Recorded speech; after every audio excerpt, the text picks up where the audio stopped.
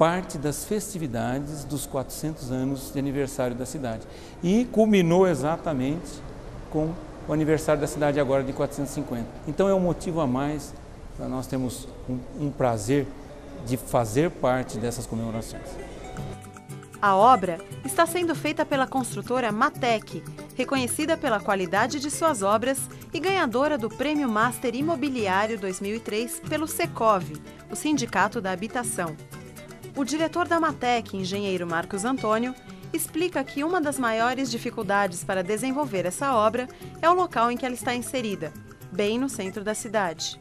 Eu diria que, sob o ponto de vista estrutural, esse foi dos grandes desafios que nós enfrentamos.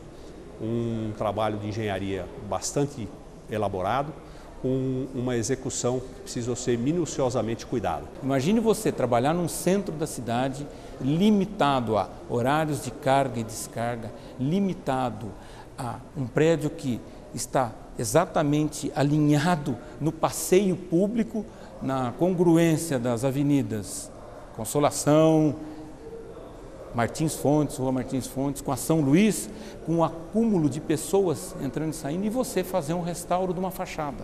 Então o primeiro passo foi entender o que de fato era este edifício, o que de fato se pretendia com ele. E isso eu diria que foi uma tarefa que não é das mais fáceis, porque é um edifício construído no início da década de 50, com características construtivas bastante peculiares, um edifício múltiplo uso, do qual se esperava, se pretendia um mega retrofit. Nós tínhamos aqui áreas industriais, áreas comerciais, administrativas, estúdio de rádio e uma parte de hotel, e tudo isso seria transformado através desse mega retrofit num único uso, que seria hotelaria com o Convention Center.